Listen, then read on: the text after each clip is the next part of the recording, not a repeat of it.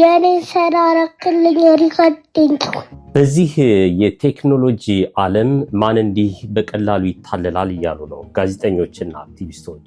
ኤአይ ለመንግስትና በስሩ ላሉ አጃጋሪዎች የጎን ሙቃት ሲሆን ለጋዜጠኞችና አክቲቪስቶች ደግሞ ትልቁ መንግስትን የመፋለሚያ ጋሻ ሆኗል። አንድ ጥናት እንዳመለከተው ራብ አለቀ፣ ልጆቻችን ራብ አለቁ።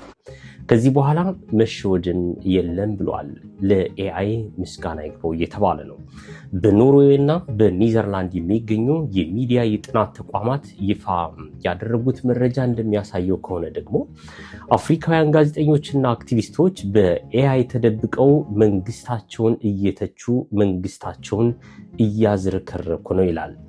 በኤአይ በታገዘ ድምፅና ቪዲዮ አማካኝነት ብልሹ የሆኑ አሰራሮችን፣ የአገዛዞችን ጭቆና፣ የሰብአዊ መብት ጥሰቶችን እያጋለጡ እንደሆነ ጥናቱ ግኝቱን ይፋ አድርጓል። መልካም ዜና ነው። ጋዜጠኞችን ለዚህ የዳረጋቸው ደግሞ በይፋ በስማቸውና በምስላቸው እንዳይሰሩ አፈናና ግድያ ስላለ ነው ይላል።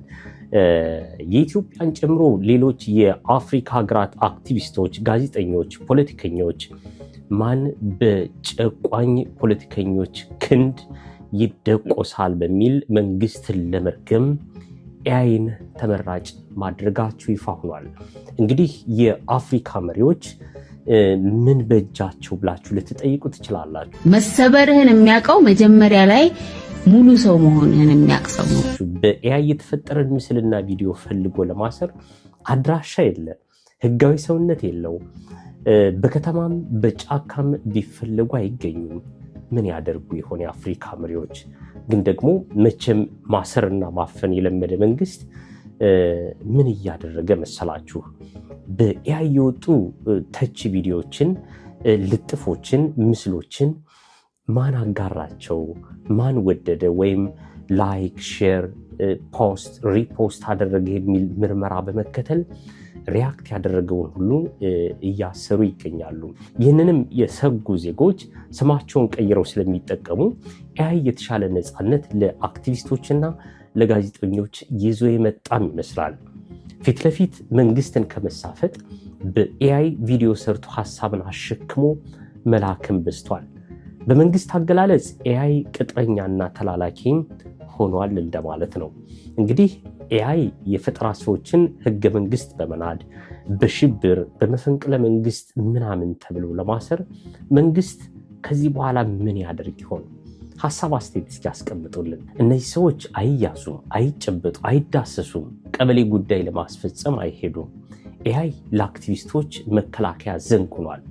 መንግስትን በልኩ ይገርፋል። ለአክቲቪስቶች መጋረጃና መመከቻ ዘንግም ሆኗል ኤአይ። ቴንኪው ኤአይ።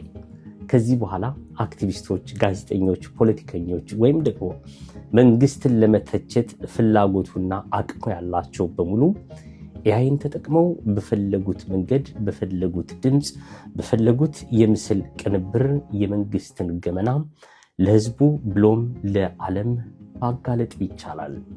ኤአይ ለጋዜጠኞችና ለአክቲቪስቶች ትልቅ የሐሳብ ነፃነትን የሚያንጸባርቁበት የሚገልጹበት መንገድን ይዞ ፊት ለፊት መጥቷል። ለመንግስት ደግሞ የከፋን ነገር ይዞ መጥቷል።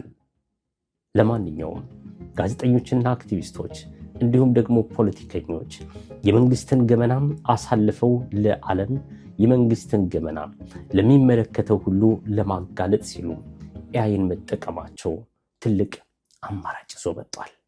ምን ትላላችሁ? መንገድ ፖድካስት